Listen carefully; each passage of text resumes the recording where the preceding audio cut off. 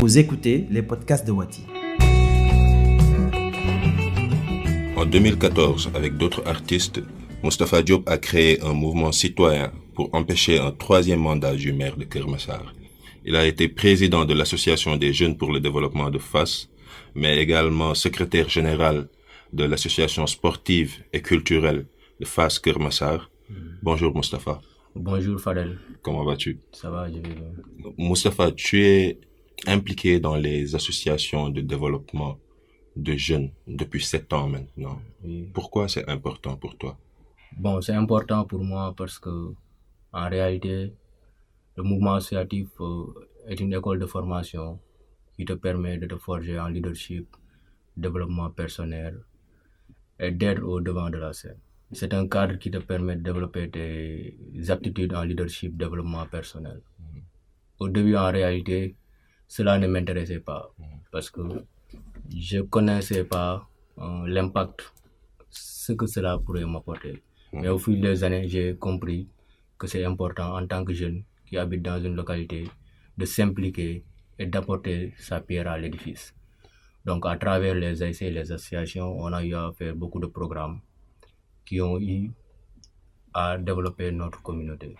Donc j'ai appris beaucoup de choses à être avec les personnes, à développer mes aptitudes, à se forger, à apprendre et à être au cœur du développement de Keur Massar et de mon quartier. Pourquoi c'est important d'apprendre à être un bon leader pour toi? Bon, c'est important à apprendre d'être un bon leader parce que dans l'avenir, j'ai des aspirations, des ambitions. Pour être à ce niveau, je dois sauter des obstacles. Et pour sauter ces obstacles, inéluctablement, je dois passer par les AIC, les mouvements associatifs, connaître les personnes, être reconnu à Keur Massar. Si demain, j'ai une aspiration où je veux être quelque chose à Keur Massar, les gens me le concèdent. Toi, tu as choisi d'intégrer les ASC, les organisations de développement. D'autres choisissent d'intégrer le monde de la politique, d'intégrer des partis politiques. Mais on a l'impression qu'au Sénégal, à Dakar, de moins en moins de jeunes sont intéressés par le monde de la politique. Bon, parce que le monde de la politique est pourri. Donc, ici au Sénégal, si tu habites dans un quartier et que tu te dis politique, déjà, les gens ont un aperçu, un regard envers toi qui n'est pas sincère. Donc, parce que les politiciens n'ont pas montré le bon exemple. Donc, pour moi, c'est important de passer par les mouvements associatifs, les AIC, d'être reconnu que tu crois à ton quartier, à ta communauté. Si demain, tu as une aspiration politique, que les gens acceptent, soient fiers. Avant même que tu aies cette aspiration, les gens vont t'amener et te dire tu dois faire la politique. Parce qu'on sait que tu es une personne correcte, tu es une personne intègre, tu es une personne digne. Si on te donne ça, tu pourras le faire sans pour autant être corrompu ou voler notre argent. Mais n'est-ce pas la manière dont la politique est faite face à Keur Massar? Oui, c'est ça. Parce que nous, on a eu l'habitude de lire des receveurs de bus, des gens qui ont été dans les champs. C'est pas pour dénigrer ceux qui font ça, mais on a donné la mairie à des personnes qui n'ont pas ces compétences. Donc c'est pourquoi lorsqu'ils arrivent à la mairie, donc ils construisent des maisons parce qu'ils n'avaient pas de maison, ils achètent des voitures. Ce qui était l'objectif de leur mission, ils oublient ça. Donc parce qu'ils étaient pauvres, qu'ils n'avaient pas de connaissances, qu'ils ne connaissent pas la gouvernance locale. Imagine un receveur de bus ou un cultivateur qui ne connaît pas la décentralisation, qui ne connaît pas les politiques publiques. Tu l'impliques dans une mairie, donc nécessairement il va voler l'argent. Il va détourner les caisses. Il ne va pas mettre en place des politiques publiques rentables. Dans une mairie, on a un budget de fonctionnement. Mais un maire doit être un futuriste, mettre en place des projets de développement. Il y a des ONG, il y a des partenaires publics et privés qui sont là, qui acceptent ça. Mais nos maires ne connaissent pas en réalité ça. Donc c'est pour cela que souvent on a des blocages de développement au niveau de nos localités, quoi. Est-ce que tu dirais que dans les banlieues, les jeunes rencontrent beaucoup plus de blocages qu'ailleurs. Oui, je dirais effectivement ça, parce qu'en banlieue, il n'y a pas d'infrastructure, il n'y a pas de cadre propice qui permettent aux jeunes de se développer normalement. Qu'est-ce que tu entends par là? Qu'est-ce qu'il n'y a pas concrètement? Prenons l'exemple de Kermassar. À Kermassar, il n'y a pas de centre culturel. À Kermassar, il n'y a pas de stade. Donc un jeune qui habite Kermassar, qui veut être un artiste, n'a pas les possibilités d'être artiste. Je rappelle ton exemple, tu es de Kermassar, mais je travaille à Pikine. Oui. Donc un jeune footballeur qui habite à Kermassar n'a pas un cadre propice de développer ses ambitions par rapport à un jeune qui habite en ville. Donc les contextes ne sont pas les mêmes. Bien vrai que en banlieue, il y a beaucoup de jeunes qui se sont imposés, qui sont parvenus avec toutes les difficultés du monde à être quelqu'un aujourd'hui. Mais c'est pas évident parce qu'on manque de cadre. Donc on manque de moyens, on manque de cadre, on est issu de familles modestes, de familles pauvres. Donc c'est pas du tout évident d'avoir les mêmes possibilités qu'un jeune qui est en ville, quoi. Aujourd'hui, à Kermassar, de quoi rêvent les jeunes? Qu'est-ce qu'ils veulent faire? Comment les soutenir? Donc il y a un premier problème à résoudre, le problème du développement humain. Donc le manque de formation. Il y a beaucoup de jeunes à Kermassar n'ont pas une bonne formation parce que leurs parents sont pauvres. Donc ils n'ont pas la possibilité d'aller dans les bonnes écoles. Donc concrètement, il faut régler la formation des jeunes. Il faut aussi encadrer les jeunes porteurs de projets qui sont à Kermassar et mettre en place des infrastructures qui permettent aux artistes, aux sportifs, aux entrepreneurs de pouvoir se développer en banlieue sans pour autant sortir. Donc il faut inéluctablement régler ce problème. Est-ce que c'est à travers des organisations comme la DER qu'on peut le faire ou est-ce qu'il faut d'autres organisations? On peut le faire à travers des organisations comme la DER, mais en réalité la DER c'est une organisation politique. Il y a beaucoup de jeunes qui déposent leurs projets à la DER, mais on ne leur appelle pas. Donc on connaît la réalité au Sénégal. Ces porteurs de projets-là postulent pour des financements qui sont octroyés sous sélection. Est-ce qu'il n'est pas facile de jeter un discrédit à toutes les institutions publiques en disant qu'elles sont politiques, alors qu'en réalité, elles ont des moyens limités et une capacité d'action limitée? Non, c'est pas pour jeter le discrédit, mais c'est la réalité en Afrique. Donc on ne peut pas s'empêcher de le dire, quoi. Parce que je vois des jeunes qui ont de bons projets, mais qui n'ont jamais eu la possibilité d'être financés, d'être accompagnés, alors qu'ils sont issus de milieux pauvres, de familles modestes. Leurs parents n'ont pas les moyens de les aider, de les encadrer pour qu'ils puissent mettre en œuvre leurs projets.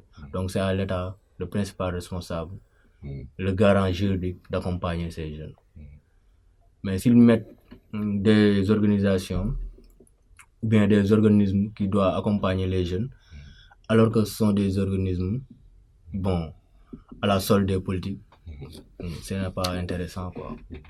Cela est vrai. D'un autre côté, on remarque que les jeunes ne sont pas peut-être assez exigeants envers les personnalités politiques, envers les représentants politiques.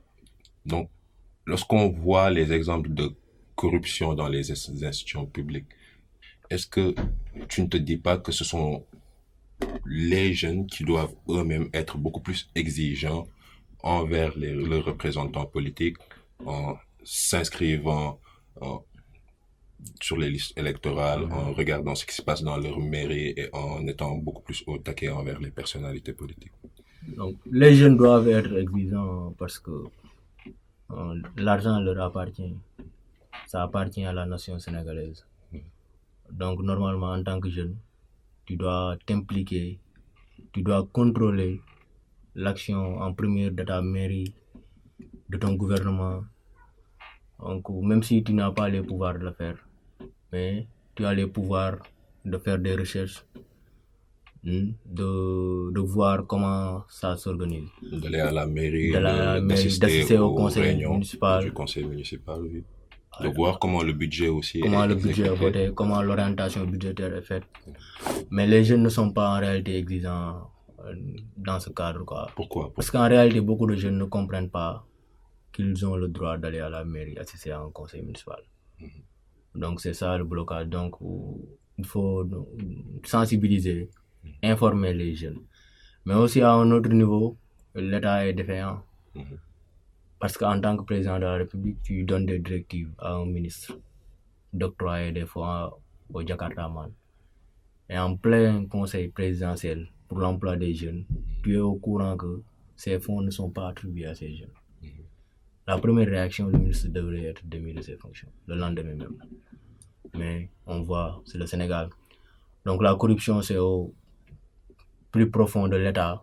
Mais on parle d'une certaine exigence contre la corruption dans les institutions publiques, mais est-ce qu'on n'a pas banalisé aussi la corruption dans nos sociétés, et les jeunes en particulier? Non, la corruption est banalisée. Même si tu vis dans une famille, la manière dont tu amènes l'argent ne les intéresse pas, dont tu as eu cet argent ne les intéresse pas. Ce qui les intéresse, c'est de leur donner, de donner la famille à manger, d'être clean. Tu vois? Donc c'est pour cela que la corruption est banalisée. Parce que nous sommes dans une société à deux poids, deux mesures. On ne respecte pas une personne à travers son éducation, ses expériences, sa connaissance, mais on le respecte à travers l'argent. Donc beaucoup de jeunes sont obligés de s'adonner à la corruption, de suivre certains politiciens corrompus, parce que nous vivons dans ce cadre, dans cet environnement qui n'est pas du tout sain. Alors j'appelle à la jeunesse d'être conscient, de se réveiller et de mener des combats pour éradiquer la corruption en Afrique. Donc c'est par la sensibilisation et par la culture qu'on peut changer ça. Par des formations qu'on peut acquérir cela. Mais est-ce que tu peux nous parler un peu plus de ton parcours dans les associations de développement et comment cela t'a forgé en tant qu'être humain? Donc, les associations de développement m'ont beaucoup aidé, pour dire vrai, quoi. Parce qu'en réalité, j'ai commencé à rédiger des projets à travers les associations de développement. J'ai commencé à pouvoir écrire des demandes, à pouvoir parler en public à travers les associations. Les associations m'ont donné ce que l'école ne m'a pas donné, pour dire vrai. Depuis très jeune, on m'a intégré dans le mouvement associatif. J'ai été en tant que président, secrétaire général. Aujourd'hui, je suis vice-président de la zone 13 de Kermassar. J'ai été manager d'artistes à travers les associations. Donc les associations m'ont aidé à me forger, à connaître mon environnement d'abord. Parce qu'à travers des CCTL, des sensibilisations sur le paludisme et autres, à travers des défilés de mode, à travers des spectacles artistiques, j'ai pu connaître beaucoup de jeunes de Kermassar, beaucoup de jeunes leaders qui s'identifient à travers moi. Donc les associations m'ont donné cela. Je peux dire que l'association m'a donné beaucoup de choses que même j'ai pas eu l'occasion de l'avoir à l'école. Toi, tu mets un lien très fort entre ton métier d'artiste et de manager d'artiste et ton rôle de citoyen engagé dans ces associations de développement. Est-ce que, en tant que manager d'artiste, tu dirais que les artistes, de manière générale, sont beaucoup plus engagés sur le plan citoyen que les autres jeunes? Oui, parce que les artistes n'ont pas cette peur d'être critiqués, d'être pointés du doigt par rapport à un autre jeune. Parce que l'artiste, si il sent quelque chose, il va le faire tout de suite. La réaction est spontanée par rapport à un autre jeune politicien ou à un autre jeune qui est dans un autre domaine. Donc l'artiste, c'est quelqu'un qui est important dans notre société parce qu'il prend les devants, il sensibilise, il met en place des projets ou des programmes qui peuvent aider la communauté. Ce sont des gens sociaux qui mettent un cadre propice pour un développement sain, quoi. Comment on peut accompagner les jeunes à participer beaucoup plus au développement de leur localité? Bon, par des formations, hein. Par des Parce que, formations. comme je l'ai dit, la banlieue a besoin de formation. C'est en ce sens que nous, chaque mois, on essaie d'organiser un séminaire de formation à la destination des jeunes de Keur Massar. Donc, on fait gestion de projet, tout ça. Et on a un projet dans le cadre de la semaine de l'entrepreneuriat en novembre, un festival où on va former 100 jeunes de Keur Massar en creative enterprise, entrepreneuriat, tu vois. Parce que c'est pas important d'organiser des concerts ou autre. Le problème, c'est la formation. Beaucoup de jeunes n'ont pas de capacité, n'ont pas de perspective, n'ont pas de métier, de diplôme, ni de connaissances. Donc, pour rendre les jeunes indépendants, il faut leur former. Et que dirais-tu à ces jeunes-là qui n'ont pas de capacité, qui n'ont pas d'opportunité, qui n'ont pas de perspective et qui n'ont pas des gens pour les former aussi, mais qui doivent quand même se débrouiller, s'en sortir pour eux-mêmes et pour leur famille? Que dirais-tu à ces jeunes-là? Que doivent-ils faire? Bon, je leur dirais de croire à eux-mêmes, hein, d'abord. Il faut croire en soi, croire que c'est possible, tu peux le faire. Donc, en tant qu'être humain, tu as des manquements, tu as des limites. Les jeunes doivent être conscients de cela et aller se perfectionner, soit par des formations, soit par un métier. C'est ça qui peut rendre ta vie meilleure. Si tu n'as pas de capacité ni de formation, tu ne peux pas fonder quelque chose de concret, tu ne peux pas fonder une famille, tu ne peux pas être utile à la société, quoi. Donc, pour être utile à la société, il faut se former, il faut s'impliquer aussi dans l'avancement de cette communauté, aider d'autres jeunes aussi à se former, à se forger, leur conscientiser. Donc, les jeunes doivent être conscients de cela, aller se former ou aller trouver un métier. Parce que l'État ne peut pas tout donner, quoi. Donc, on est en Afrique, les moyens sont limités, il y a la pauvreté. Donc, il y a d'autres priorités. En tant que jeune, en tant qu'être humain, tu dois être conscient que même tes parents ne peuvent pas te donner certaines choses, quoi. C'est à toi d'aller dans la rue, te batailler. Si tu as un manque de formation, tu essaies de te former. Si tu n'as pas de métier, tu essaies d'aller trouver un métier. Cela va te rendre indépendant, quoi. Mon dernier mot, c'est à l'endroit des jeunes d'être conscient. La jeunesse n'est pas donnée deux fois, quoi. Donc on est jeune, on doit être conscient de cela et d'être utile à la communauté, d'être utile à son environnement. Essayer au moins de mettre des programmes ou des projets qui peuvent être utiles à notre communauté. Wati vous offre cette série d'entretiens avec les élus locaux en partenariat avec la Fondation Konrad Adenauer. Pour découvrir plus de localités des 14 régions du Sénégal, rejoignez le site internet www.senegalpolitique.org.